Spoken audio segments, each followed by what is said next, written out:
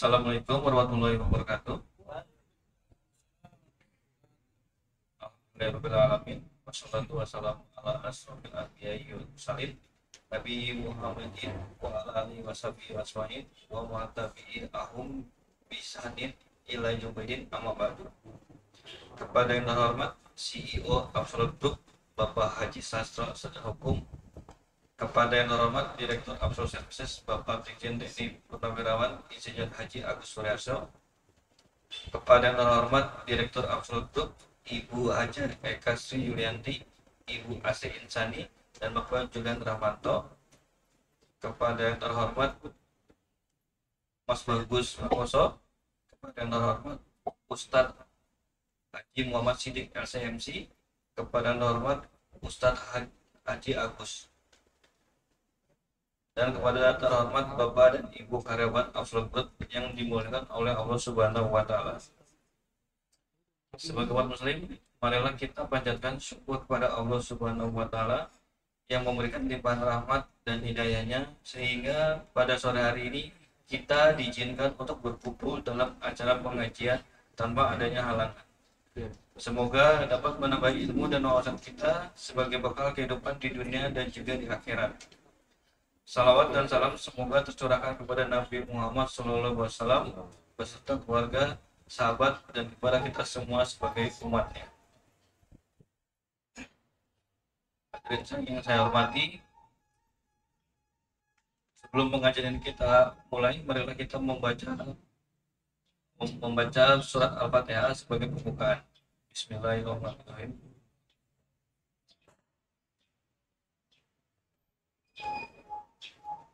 Baik, untuk acara selanjutnya tausiah yang akan disampaikan oleh Habib Abdul Rahman bin Asgaf.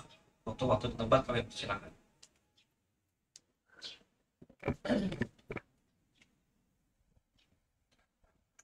Assalamualaikum warahmatullahi wabarakatuh. Alhamdulillah wassalatu wassalamu ala Rasulillah wa ala alihi wa man walah. Rabbi shrah li sadri wa yassir li amri wa hlul 'uqdatam min lisani yafqahu qawli. Subhanaka la ilma lana illa ma 'allamtana innaka antal alimul hakim. Amma ba'd. Segala puja dan puji kepada Allah, salawat dan salam kepada junjungan kita Nabi Muhammad sallallahu alaihi wasallam, para keluarga, sahabat, tabi'in, serta seluruh umat yang selalu beristiqomah mengikuti sunnah-sunnahnya hingga yaumul qiyamah. Alhamdulillah, setelah kita mendirikan salat asar secara berjamaah, semoga apa yang telah kita lakukan semua mendapatkan keridhaan dan keberkahan dari Allah Subhanahu wa Ta'ala. Amin ya rabbal alamin. Kembali di tempat yang kita cintai ini, kita melanjutkan kembali pembahasan kita, kajian kita dari kitab Arba'in Nawawiyah, yang pada saat ini alhamdulillah kita sudah masuk di hadis ke-29 bagian akhir. Karena memang pada pertemuan sebelumnya sudah kita jelaskan dan kita baca hadis riwayat Mu'ad bin Jabal ini, bagaimana beliau bertanya kepada Rasulullah SAW amalan yang bisa mendekatkan atau memasukkan dia ke dalam surga dan menghindarkan dari neraka. Maka Nabi menjawab, amalan itu adalah yang pertama, tidak menyembah kecuali hanya kepada Allah dan tidak melakukan kemusyrikan. Lalu menjaga sholat, puasa, zakat, dan haji. Kemudian Rasulullah SAW menambahkan lagi, ada juga amalan-amalan yang menjadi pintu-pintu kebaikan kalau kau lakukan. Lalu Rasulullah memberitahukan, yaitu yang pertama, banyak berpuasa sunnah, kemudian sedekah, dan sholat di malam hari. Ini merupakan pintu-pintu kebaikan. Dan yang terakhir pada pertemuan yang lalu sudah kita bahas, dan ketahuilah bahwa dasar daripada semua itu, dasarnya adalah keislaman, dan tiangnya itu adalah sholat, dan puncaknya adalah jihad. Kemudian Rasulullah menutup dengan kalimat ini yang saat ini akan kita bahas, yaitu perkataan Rasul sallallahu alaihi wasallam. Summa qala, kemudian Nabi bersabda, ala ukhbiruka bimalakin dzalika kulli, maukah kamu wahai Mu'ad bin Jabal aku kasih tahu kunci dari semua itu. Kunci dari semua itu kalau kita lakukan, kalau kamu amalkan ini, insya Allah semuanya amal kamu itu sempurna. insya Allah amalmu itu yang kamu lakukan, amal-amal baik itu tidak akan berkurang, bahkan menjadi sempurna di hadapan Allah. Kuncinya adalah satu. Maka Mu'adz bin Jabal yang ditawarkan mau dikasih kunci amalan biar sempurna, beliau mengatakan, bala ya Rasulullah, tentu aku mau ya Rasulullah SAW. Maka Nabi Muhammad SAW bersabda, kuffa alika hada, kuffa alika hada, jaga ini. Rasulullah menunjuk sambil fa'akhadha bilisani, sambil megang lidahnya. Nabi bilang, jaga ini. Maksudnya jaga apa? Lisan, jaga ucapanmu. Lalu Mu'adz bin Jabal berkata, wa inna la mu'akhaduna bima natakallamu bih ya Rasul. Memang kita akan kena beban dengan apa yang kita ucapkan. Maka Rasulullah bersabda, takilat ka ummuk, celakalah engkau wahai Mu'adz. Masa engkau tidak tahu bahwa wahal yakubbun nas finnari ala wujuhihim au ala manakhirihim illa hasaidu alsinatihim. Wahai Mu'adz bin Jabal, ketahuilah terbanyak orang nanti mereka dilemparkan ke dalam neraka melalui wajah-wajah mereka atau ubun-ubun mereka, tidak lain dan tidak bukan kecuali disebabkan akibat lisan-lisan mereka. Itu kata Rasul sallallahu alaihi wasallam. Jadi terakhir di hadis 29 ini Nabi mengingatkan kepada Mu'adz dan juga kepada kita untuk menjaga lisan. Maaf, sehebat apapun ibadah kita, tapi kalau lisan kita tidak bisa terjaga, ibadah itu akan hancur. Sehebat apapun amal kita, tapi kalau lisan kita tidak terjaga, itu akan rusak. Contoh, mungkin ada orang yang banyak sedekah, tapi bisa hancur karena lisannya. Allah mengatakan, wala tubtilu sadaqatikum bil manni wal adha. Jangan kau batalkan pahala sedekahmu dengan mengikutinya dengan ucapan yang menyakitkan. Dia sedekah, tapi karena lisannya nggak bisa dijaga, rusak sholat sedekahnya. Misalkan ada orang minta-minta, kita kasih. Itu kan sedekah berpahala, tapi nggak jadi berpahala. Masih muda minta-minta, bukannya apa? Bekerja. Dan ini ucapan menghilangkan itu. Kalau mau kasih, jangan merusak sedekahmu dengan apa? Ada orang yang berutang sama kita, karena dia tidak mampu, maka kita ikhlaskan. Sudahlah, saya ikhlaskan, saya sedekah, saya nggak usah bayar, sudah ikhlas. Pas itu pahala besar ketika memberikan keringanan kepada orang yang tidak bisa bayar utang, kita maafkan. Akhirnya sekali waktu dia usaha terus berhasil. Terus kita bilang, itu kan karena saya bantu. Kalau nggak saya bantu, nggak mungkin dia jadi seperti itu. Nah, mulai dia. Yang tadinya pahala itu akan hancur gara-gara apa? Ucapan kita. Atau mungkin dia tidak berterima kasih. Sudah kita bantu, dia tidak berterima kasih. Nyesel saya bantu dia. Sudah saya bantu, tapi tidak ada ucapan terima kasihnya. Kalau tahu begitu, saya tidak akan bersedekah. Ini akan batal, sedekah. Kenapa? Batal dengan ucapan. Maka lisan ini kunci, kata Rasulullah. Bahkan orang yang paling hebat seperti haji, orang berhaji, itu pahalanya wal hajju mabrur laisa lahu jazaa'un illa jannah. Haji yang mabrur itu tidak ada balasannya kecuali surga. Tapi nggak menjadi istimewa haji. Kapan? Ketika hajinya, waktu dia berhaji, dia sering mengucapkan kalimat-kalimat kotor, kalimat-kalimat yang menyakitkan orang, apalagi kalimat-kalimat yang suka mendebat orang. Di dalam Al-Quran Allah katakan, al-hajju asyuru ma'lumat faman farada fihinal hajja wala rafath wala fusuq wala jidala fil hajj.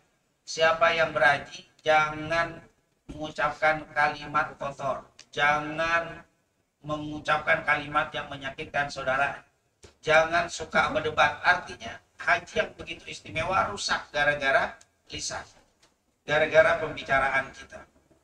Di dalam hadits Bukhari, Rasulullah mengatakan, man hajja wa lam yarfuth raja'a ka yauma waladatu ummu.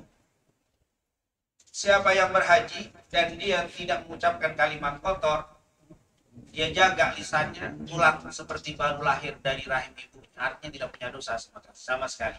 Tapi syaratnya tidak berkata yang tidak baik. Ternyata haji pun rusak gara-gara ucapan, gara-gara lisan.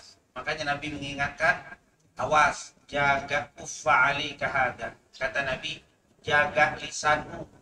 Karena lisan inilah yang menyebabkan orang banyak masuk ke dalam neraka. Banyak orang masuk ke dalam surga juga gara-gara lisan.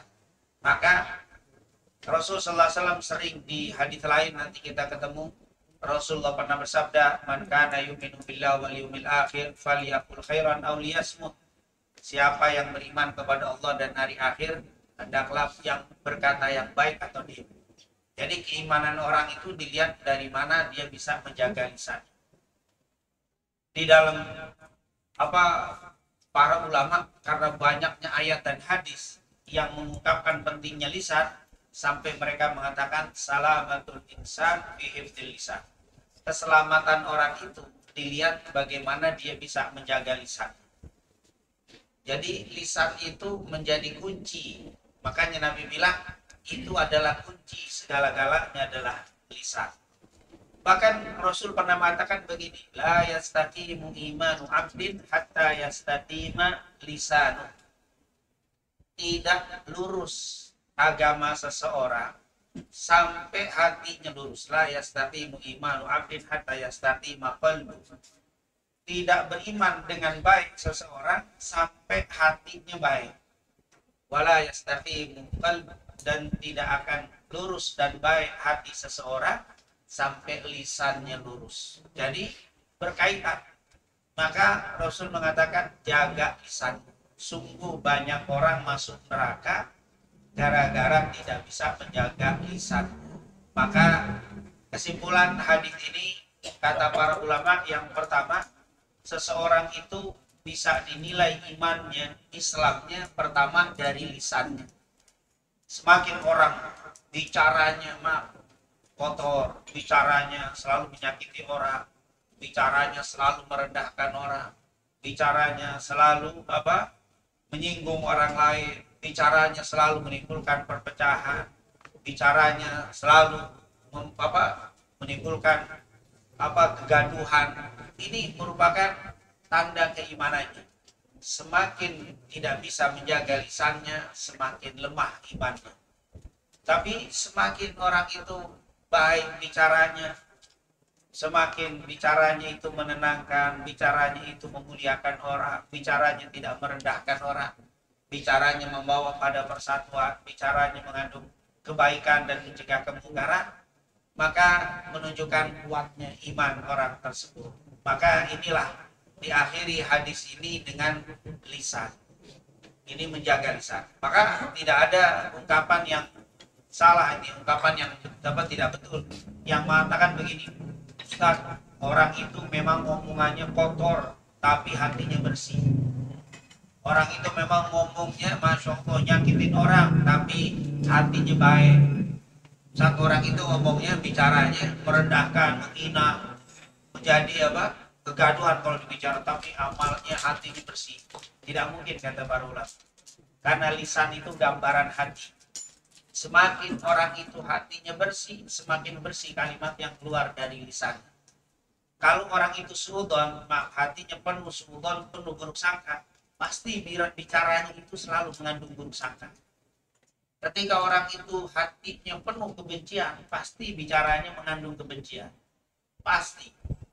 Kalau orang itu selalu hatinya penuh dengan keirian dengan orang lain, selalu kalau bicara merendahkan orang lain.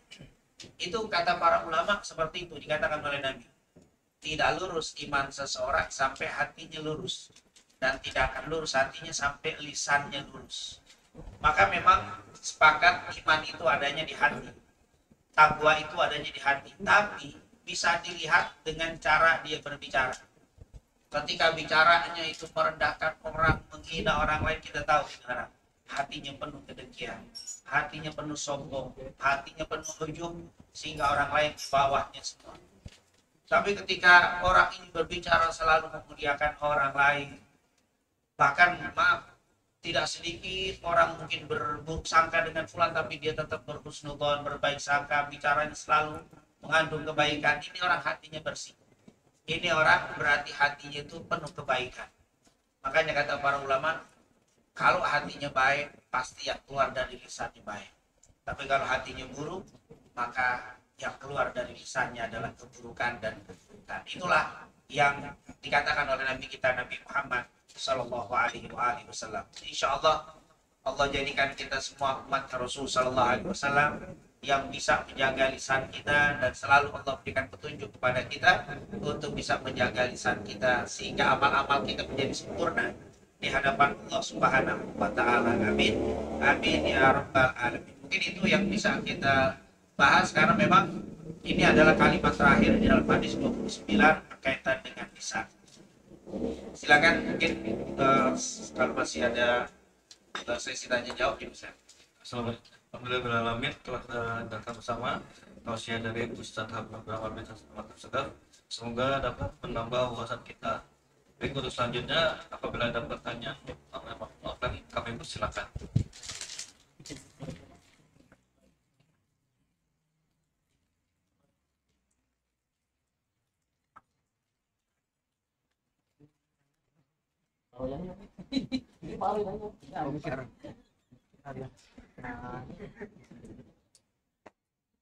Bismillahirrahmanirrahim. Assalamualaikum warahmatullahi wabarakatuh. Waalaikumsalam.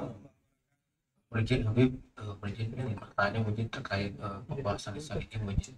Yang pertama, mohon izin bagaimana cara kita menjaga lisan kita mungkin agar kita selalu berbicara yang baik, karena kan kadang kita tidak terasa bercanda hubungan kita kurang baik atau lagi emosi gitu Habib, kadang kita keluar kata-kata yang tidak sepatasa gitu Habib. Terus yang kedua terkait tadi amalan yang kita tadi katakan kita sudah membebaskan lunas hutang orang kepada kita, tapi kita awalnya ikhlas gitu kan, tapi setelah itu tiba-tiba ngomong ke orang nggak sengaja gitu, itu udah selalu lunasin hutangnya tuh, biarin kita ikhlasin. Nah, itu apakah termasuk ikhlas atau tidak? Terima kasih. Wassalamualaikum warahmatullahi wabarakatuh. Waalaikumsalam warahmatullahi wabarakatuh. Iya, berkaitan dengan pembicaraan, bagaimana cara supaya kita bisa bicara dengan baik, perlu diyakini yang pertama, kita harus meyakini ma yalfadhu illa ladaihi raqibun atid, bahwa setiap yang kita ucapkan satu huruf juga itu ada yang nyatet, nanti akan dipertanggungjawabkan. Jadi hati-hati, setiap pembicaraan itu akan tercatat oleh Allah dan para malaikat. Ma yalfadhu illa ladaihi raqibun atid. Tidak ada lafaz yang keluar kecuali akan dicatat. Ya jujur, kalau kita misalkan sekarang ditaruh CCTV plus suara kita terdengar, terus ada yang ngawasin di belakang sana, pasti kita ngomongnya hati-hati. Pasti kita ngomongnya takut sembarangan. Apalagi yang sudah dibuat aturan di sini nggak boleh ngomong begini, tidak boleh bicara di sini begini. Ini CCTV ngawas terus suara kita kedengeran, pasti kita akan bicaranya hati-hati sekali. Begitu juga ketika kita hidup ini diatur sama Allah, kamu nggak boleh bicara begini-begini, yang kotor, yang jorok, yang memecah belah umat, seterusnya. Dan setiap ucapanmu akan dicatat. Kok bisa beraninya orang itu bicara? Berarti dia tidak menyadari kalau pembicaraan itu didengar dan tercatat. Nah ini makanya harus kita tanamkan di dalam diri, semua yang saya keluarkan dicatat oleh Allah. Semua yang keluar ini akan tercatat. Bahkan kata dalam bin Abbas, kalimat yang tidak mengandung arti, hanya itu aja tercatat setiap kalimat. Maka ini yang harus kita berhati-hati. Bahkan Umar bin Khattab bilang begini, walaupun kalimat itu tidak mengandung dosa, mubah, tetap jangan terlalu banyak bicara. Karena semakin kau banyak bicara, semakin banyak nanti pertanyaan di mana? Di akhirat.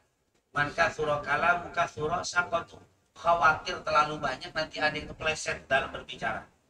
Makanya kalau mungkin di dalam sidang atau di dalam pemerintahan juga begitu kan. Ketika kita berurusan dengan polisi, kita bicara semakin banyak, semakin apa? Itu akan semakin smooth itu urusan. Ini makanya kata Rasulullah, semakin kau sedikit bicara, semakin sedikit nanti hisab. Semakin kau banyak, akan semakin banyak hisab. Padahal tidak mengandung dosa. apalagi yang mengandung dosa. Yang tak mengandung dosa aja kalau bisa jangan diperbanyak berbicara yang tidak ada manfaat. Jadi yang pertama, supaya kita bisa menjaga lisan kita, yakini Allah selalu mengawasi kita, malaikat selalu mencatat semua yang kita ucapkan.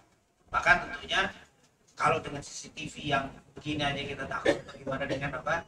Malaikat yang bisik-bisik kedengeran oleh malaikat dan dicatat. Nah ini harus kita yakin. Sehingga kita keren.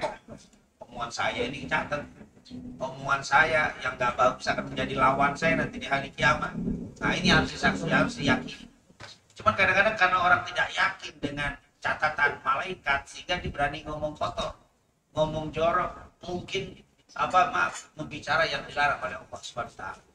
Yang kedua, bahwa harus diketahui Rasulullah pernah mengatakan kullu kalam ibni Adam alaihi la illa al-amru bil ma'ruf wa nahyu 'anil munkar wa dzikrullah. Apa kata Nabi? Semua ucapan manusia akan menjadi beban untuknya. Kullu kalam ibni Adam alaihi. Semua ucapan manusia, semua yang kita ucapin akan menjadi beban untuk kita. Kecuali 3. Ucapan yang mengandung menyuruh orang melakukan kebaikan, al-amru bil ma'ruf, atau ucapan yang mencegah kemungkaran, menegur orang supaya dia nggak melakukan maksiat, itu nggak jadi beban, itu menguntungkan kita. Dan yang ketiga, dzikrullah, yang mengandung dzikir, selebihnya menjadi beban. Apal itu padahal nggak mengandung dosa, apalagi mengandung dosa. Semua ucapan itu akan menyulitkan kita kecuali 3. Perkataan yang mengandung amal ma'ruf, perkataan yang mencegah kemungkaran, perkataan yang mengandung dzikir. Yang kita lakukan sekarang ini termasuk yang tidak menjadi beban. Jangan bilang setiap pembicaraan itu akan menjadi beban. Nanti ustaz yang paling kena banyak, yang paling banyak ngomong soalnya. Tapi omongan ustaz kan amal ma'ruf, mengandung menganjurkan kebaikan, mencegah kemungkaran atau dzikir. Selebihnya itu akan menjadi beban. Kullu kalam ibni Adam alaihi la. Semua pembicaraan orang itu akan menjadi beban untuknya, tidak menguntungkan kecuali 3. Berarti kita harus mikir, kenapa mesti harus banyak bicara? Yang pertama, kita itu dicatat semua pembicaraan kita. Yang kedua, itu akan menjadi masalah. Itu padahal pembicaraan nggak mengandung dosa. Bagaimana kalau pembicaraan kita mengandung dosa? Itu akan menjadi beban untuk kita. Dan yang ketiga, itu membuat tidak tenang.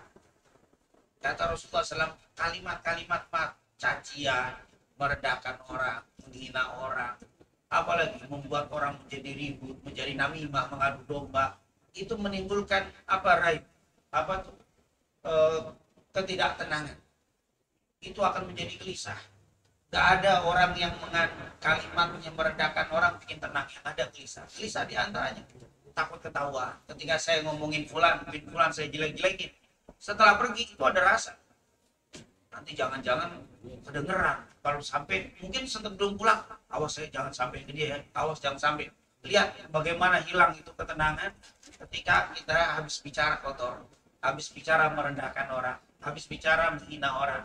Itu akan timbul ketidaktenangan di dalam hati. Makanya orang yang beriman.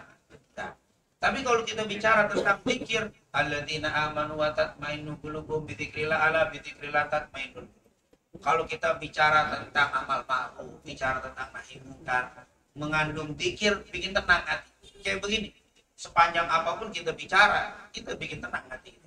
Tapi kalau kita ngomongin orang, merendahkan orang, menjelek-jelekan orang, itu hati gelisah. Bubar aja, udah ketakutan, awas ya, jangan sampai, udah ketakutan. Hidup jadi nggak tenang. Makanya sebenarnya kalimat kotor, kalimat yang bertentangan dengan Islam itu akan membuat orang tidak tenang. Maka kenapa kita mesti membicarakan pembicaraan yang membuat kita hilang ketenangan? Insya Allah yakini setiap pembicaraan kita dicatat. Yang kedua, yakini semua pembicaraan kita akan menjadi beban. Yakini pembicaraan yang kotor, yang melanggar aturan Allah, menghilangkan ketenangan, dan tentunya itulah yang disebut kalau mau bahagia, yaitu jaga lisan. Karena orang yang tidak bisa menjaga lisan tidak mungkin bahagia. Bagaimana bahagia? Tenang saja. Tidak. Maka inilah yang dijelaskan oleh para ulama. Kemudian kalau ada kejadian, saya sudah maafin tentang orang itu.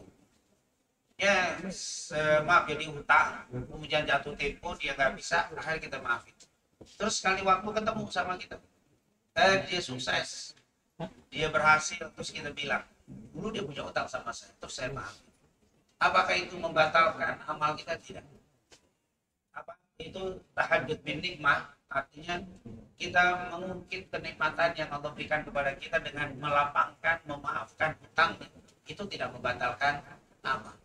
Yang membatalkan amal, kita ada penyesalan. Nyesel deh, udah saya maafin, sekarang kurang ajar banget, sombong banget. Itu mulai dia apa? Dia marah, dia benci kepada orang itu, bahkan ada rasa nyesel, kenapa saya maafin jadi kayak begitu. Nah, ini tidak boleh.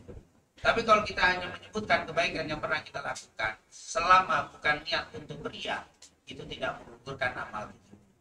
Wallahu a'lam.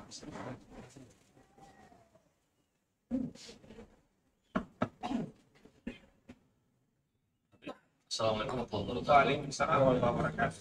Pertanyaannya agak melenceng sedikit keluar tema, tapi ini lagi bahasannya. Apa hukumnya pertama belajar mengaji tahsin Quran, namun kemudian pada saat tahsin itu mengaji, namun ada beberapa kesalahan dalam belajar mengaji. Nah, ini bagaimana? Apakah memang sebetulnya kita harus ya sudah dari awal lagi saja gitu kan, ketat gitu dari awal saja, atau memang kita ya udah diteruskan saja sampai pelan-pelan memperbaiki. Nah, karena dalam metode ini mungkin berbeda-beda. Ada yang berpikir wah pokoknya harus bagus dari awal, ada yang berpikir mungkin sudah yang kita akhirnya tahu pas sambil belajar aja pelan-pelan, yang penting senang dulu belajar ngaji gitu, daripada ditekanin banget nanti akhirnya pada malas ngaji gitu. Nah, mohon arahan gitu. Assalamualaikum warahmatullahi wabarakatuh. Waalaikumsalam warahmatullahi wabarakatuh. Ya, perlu diketahui Rasulullah pernah bersabda, dikatakan khairukum man ta'allama al-Qur'an wa 'allama. Khairukum man ta'allama al-Qur'an wa 'allama. Sebaik-baik kalian adalah yang belajar Al-Qur'an dan mengajarkannya. Berarti ini belajar Quran ini menjadi amalan yang terbaik. Khairukum man ta'allama al-Qur'an wa 'allama. Begitu juga ada hadis Rasulullah SAW, dikatakan hasinu, dikatakan perbaiki, indahkan bacaan Quran. Di dalam hadis lain, man lam yataghanna bil Quran falaysa minna. Siapa yang tidak berusaha untuk mengindahkan bacaan Qurannya bukan dari golongan kami.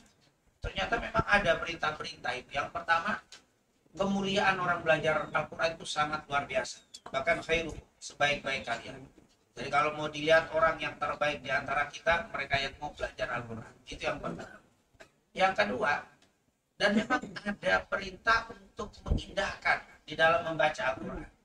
Nah, bahkan sampai dibilang man lam yatakan nabil Quran. Siapa yang tidak mengindahkan atau menyanyikan, maksudnya mengindahkan bacaan Al-Quran, bukan dari golongan kamu. Artinya Nabi itu pengen umatnya itu semua mengindahkan saat membaca Al-Quran. Berarti kita harus. Nah, tetapi ternyata ketika kita belajar, kita udah bisa baca. Kita bisa baca alif lam mim dalikal bisa, tapi waktu baca sama guru salah banyak banget. Alif lam mim, ternyata alif lam pakai apa? Begitu, salah. Ini salah, ini salah.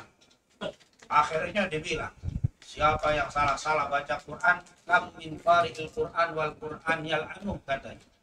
Berapa banyak orang yang membaca Al-Quran, tapi Al-Quran melaknat dia.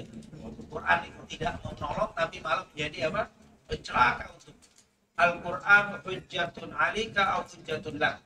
Quran itu bisa menjadi penyelamatmu atau menjadi penyelaka kamu. Bagaimana? Nah, ini dia ini. Nanti kalau orang nggak ngerti, wah kamu baca salah, berarti selama ini Quran menjadi pencelaka kamu. Akhirnya kita baca Quran lebih banyak dosanya daripada benar. Dan akhirnya kalau begitu saya nggak mau baca Quran, cuma di depan Ustaz. Nah Ustaz seminggu sekali. Akhirnya kita nggak baca Quran, kecuali ketemu Ustaz itu. Nah itu bagaimana? Enggak. Tentunya yang kena ancaman-ancaman itu mereka yang tidak mau belajar. Padahal dia tahu, kata Ustaz, waduh kamu harus banyak nih apa tasmi atau baca di depan guru karena kamu banyak salahnya. Tapi bukan berarti setelah itu kita nggak baca, kecuali di satu enggak. Bacalah. Justru dengan kita banyak membaca di luar, nggak di depan Ustaz baca, nanti waktu ketemu itu akan lebih mudah dibanding hanya baca aja saat itu saja. Coba kita baca sebelumnya, oh ternyata setelah baca salah, oh kamu nggak begitu bacanya, mesti begini. Karena kita udah kebayang tuh salahnya kita begini, sekarang dibenerin. Tapi kalau kita baru buka, akhirnya kita nggak pernah baca Quran kecuali ya Pak. Bahkan nanti maaf, kan nggak mungkin kita baca di depan guru tuh dari Alif Lam Mim Al-Baqarah atau Al-Fatihah sampai An-Nas, nggak mungkin. Paling kita baca cuma apa? Dikit-dikit. Maka jangan hanya membaca itu saja, tapi baca juga di luar. Tapi ketika ada kesempatan, seperti baca Quran, benar nggak dibaca, baca lagi. Jadi alhamdulillah tidak harus 100% benar semua. Jadi kalau 100% benar semua, waduh ini akan apa? Karena memang kita tahu guru Quran pun terbatas. Nggak setiap bab. Itu kita kalau nggak ngaji, walaupun kelihatannya enak, perasaan saya sih kalau baca bener aja. Pas nyetor ternyata apa? Ada aja salahnya. Saya pikir udah bener. Ternyata waktu didengar orang, memang orang yang membaca itu kadang tidak terasa kalau dia itu salah. Yang tahu itu orang yang mendengarnya. Kayak orang nyanyi, perasaan enak aja kalau dia nyanyi. Masih dengar orang, waduh suaranya apa? Males banget ya, gak nyambung. Musik sama itu gak nyambung. Tapi yang nyanyi mah perasaan apa? Jadi kalau nyanyi apa? Nyontoin siapa ini penyanyi ngetop? Ini perasaan kayak dia aja rasanya. Padahal kalau kita dengar, waduh hancur banget. Nah itulah. Jadi memang kita perlu apa? Dengar dari orang. Bahkan Nabi Muhammad SAW pun begitu. Itu kalau kita baca Sahih Muslim dari Ibnu Abbas, karena Rasulullah ajwadan nas, karena Rasulullah sallallahu alaihi wasallam ajwadan nas wa ajwadu ma yakunu fi Ramadan hina yalqahu Jibril. Dikatakan Rasulullah itu adalah manusia yang paling dermawan, dan kedermawanan Nabi itu lebih lagi ketika di bulan Ramadan hina yalqahu Jibril, ketika ditemui oleh malaikat Jibril. Wa kana Jibril yalqahu fi kulli lailatin fayudarisuhul Quran. Malaikat Jibril itu nemuin Nabi Muhammad setiap malam kalau di bulan Ramadan untuk apa? Dari suhul Quran, mengajarkan Quran. Jadi Nabi baca juga di depan apa? Malaikat Jibril. Bahkan wahyu yang pertama waktu Iqra itu Nabi dikasih ayat Iqra, Nabi bilang apa dikatakan? Malaikat Jibril Iqra, baca. Jadi Nabi suruh baca, malaikat Jibril dengar. Begitu memang sistem Quran itu begitu. Iqra. Awalnya malaikat Nabi Muhammad bilang, Nabi Qari, saya nggak bisa baca, kata Rasul. Dipeluk Nabi Muhammad sama malaikat Jibril, dilepas. Iqra, Nabi Qari, saya nggak bisa baca, wahai Jibril. Dia nggak tahu ini malaikat Jibril. Nabi Qari, saya nggak bisa baca. Dipeluk lagi baru, Iqra, bismi rabbikal ladzi khalaq, khalaqal insana min 'alaq, Iqra wa. Waktu baca itu ayat, didengerin sama malaikat. Oh berarti memang Quran begitu tuh. Emang mesti apa? Dengar. Jangan baca sendiri, ya nggak mau denger, nggak mau didengerin orang. Itu nanti perasaannya bener aja. Jadi saat nggak ada guru, silakan baca. Nah, pas ada ustaz, ada waktu, dengar baca. Itu luar biasa. Jadi Allah alam yang bagus, berusaha untuk membaca dengan sebaik-baiknya. Tapi nanti ketika ada ustaz, ada pengajian yang tasbih, dengerin. Tapi walaupun banyak salahnya, tidak menghentikan rutin bacaan kita.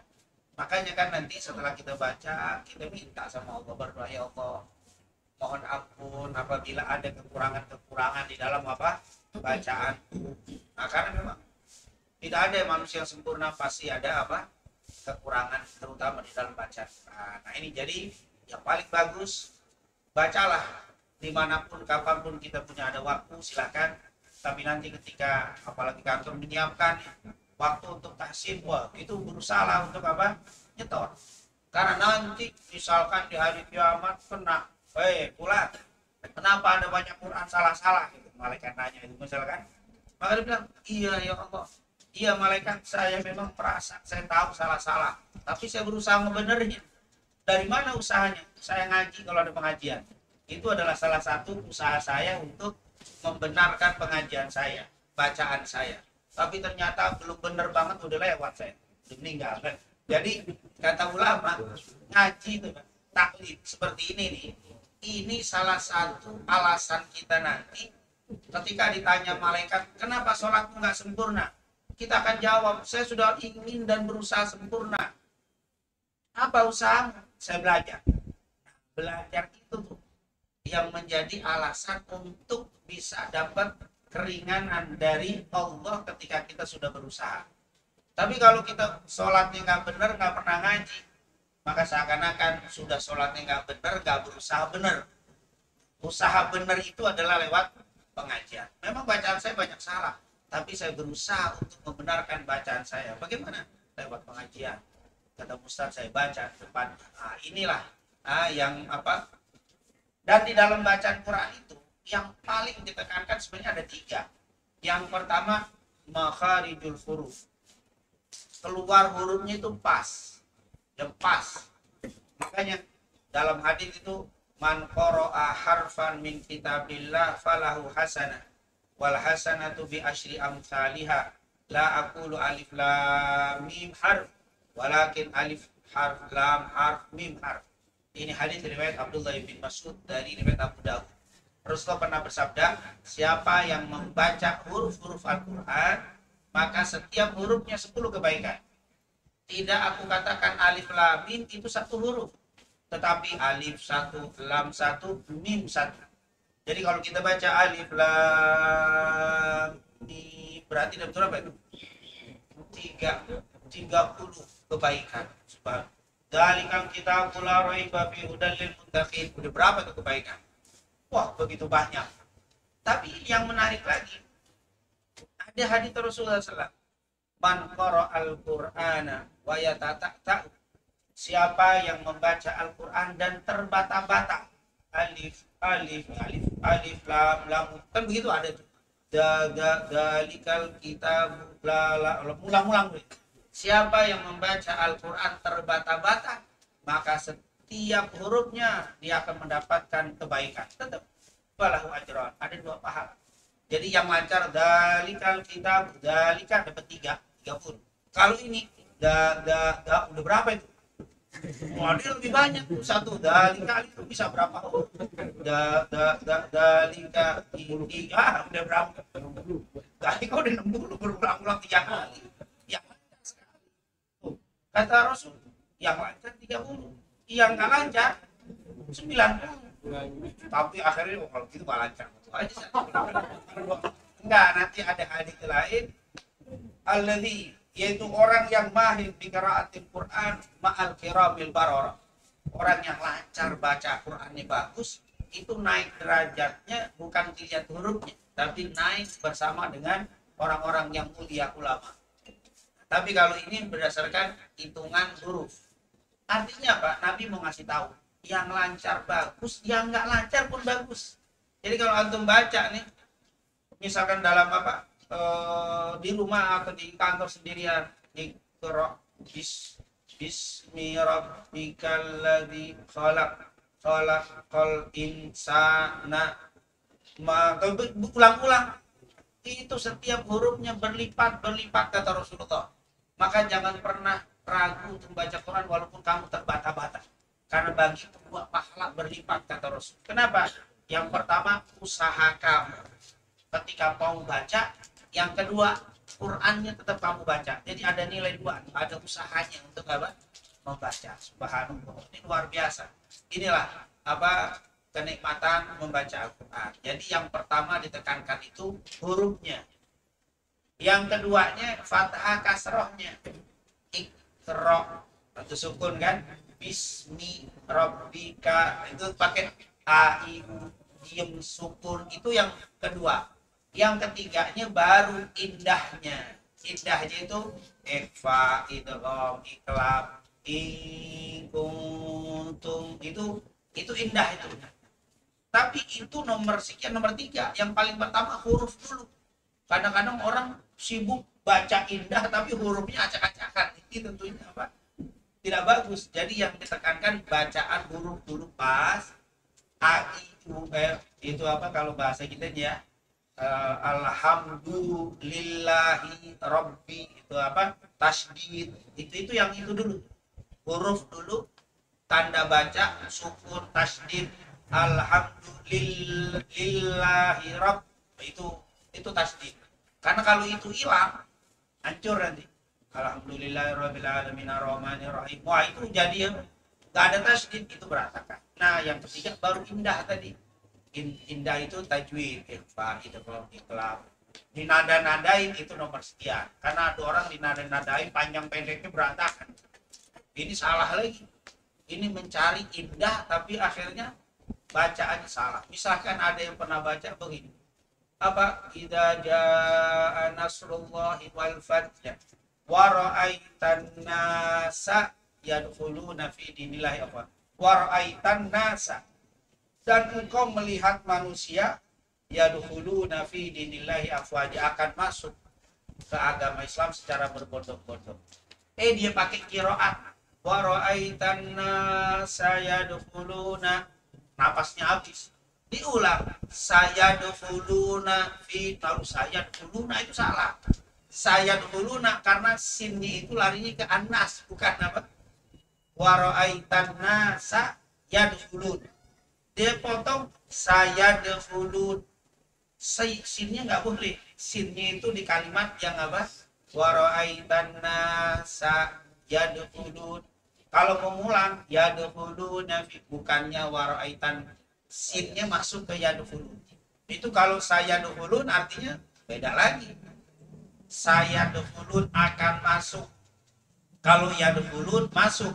Jadi gara-gara dimasukin sin, padahal sin itu punya huruf sebelumnya, punya kata sebelumnya. Nah, orang yang nggak paham kadang-kadang mikirin apa nada lagu, akhirnya hurufnya salah, itu tidak. Jadi alhamdulillah. Jadi kadang-kadang maaf, saya kadang-kadang lagu juga enak, nggak apa-apa, yang penting hurufnya bener. Makanya kalau ketemu Ustaz tuh biasanya idghamnya itu dibenerin. Tapi kalau kita baca sendiri, huruf-hurufnya harus diperhatikan. Panjang pendeknya, tasdidnya diperhatikan, baru nyetor idgham, iqlab dan seterusnya. Wallahu a'lam. Jadi kesimpulannya, baca sebanyak-banyaknya. Ketika ketemu guru, belajarlah. Insya Allah nanti semakin sering membaca akan semakin bagus bacaan kita. Wallahu a'lam. Alhamdulillahirrahmanirrahim. Akhirnya kita sampai di penghujung acara, yaitu doa bersama yang akan dipimpin oleh Habib. Sebelum kita berdoa bersama, saya selaku pembawa acara, jika terdapat salah kata yang tidak berkenan di hati Bapak Ibu, saya mohon maaf yang sebesar-besarnya. Baik, kepada Habib Abdullah Sedar, memimpin doa bersama. Baik, kita tutup majelis kita di sore hari ini. Semoga dengan keberkahan amal soleh yang kita lakukan di hari ini, di sore ini, Allah kabulkan semua hajat-hajat kita. Allah mudahkan segala urusan kita. Allah angkat berbagai permasalahan kita, dan Allah selalu berikan kebaikan di dalam kehidupan kita. Dan Allah buka pintu rizki yang halal thayyibah, rizki yang membawa kebahagiaan dan keselamatan dunia wal akhirah. Dan semoga Allah berikan keistiqomahan kepada kita untuk menjalankan apa yang diajarkan Tuhan kita Nabi Muhammad SAW, dan diberikan kekuatan untuk menghindarkan berbagai larangan-larangan yang dilarang oleh Allah dan Rasulnya. Dan semoga Allah SWT berikan keistiqomahan sampai akhir hayat kita. Dan kita mohon kepada Allah, semoga kita semua dijadikan keluarga kita semua keluarga yang sakinah, mawaddah warahmah. Dan semoga orang-orang tua kita yang telah tiada dijadikan kuburnya raudhah min riyadil jannah, yang masih ada semoga diberikan panjang umur, sehat wal afiyah bi rahmatika ya arhamar rahimin. Rabbana taqabbal minna innaka antas samiul alim wa tub alaina innaka antat tawwabur rahim. Allahumma inna nas'aluka ilman nafi'an wa rizqan thayyiban wa amalan salihan maqbula. Wa sallallahu ala sayyidina Muhammadin wa ala alihi washabihi wasallam. Walhamdulillahi rabbil alamin. Sebagai penutup acara pada pengajian sore hari ini, marilah kita membaca doa kafaratul majelis. Assalamualaikum warahmatullahi wabarakatuh.